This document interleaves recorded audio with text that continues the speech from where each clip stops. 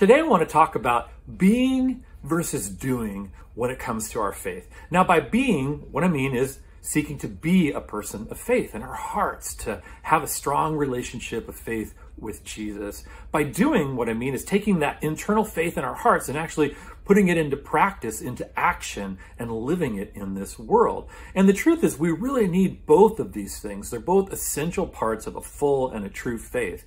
But the problem is that it's really easy for us to fall into the trap of really only doing one or mostly doing one and not the other.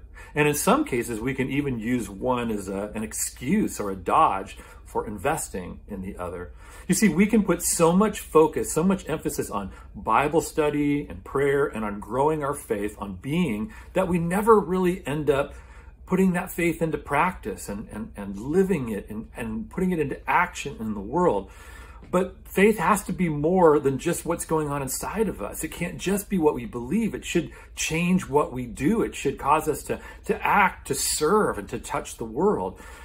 James 2:17 says that faith by itself, if it's not accompanied by action, is dead. And that's not the kind of faith that we want to have. Now, on the other hand, we can focus so much on what we do, on how we act and how much we serve, that we never really seek to know God with our whole hearts, to know that Jesus lived and died for us and rose again and calls us to have a deep faith and relationship with him. But deeds without that kind of faith, well, they fall short too. They become a kind of works righteousness where we end up trying to earn God's love and acceptance, and they easily descend into legalism and judgmentalism. This was exactly the trap that the Pharisees in the Bible fell into.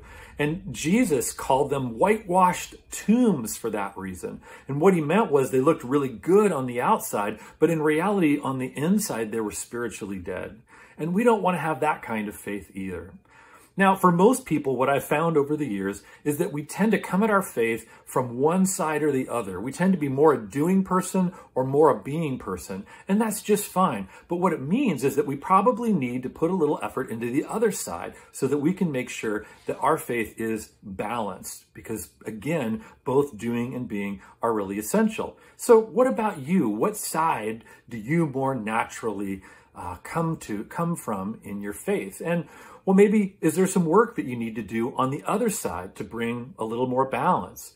Maybe you need to focus a little bit more on doing and get out there and serve, or work on how to put your faith into action in different ways. Maybe you need to put a little more effort into being and join a Bible study or get that morning quiet time going again. Maybe you're listening to this and realizing that you need to work a little bit in both areas because things have tailed off a bit.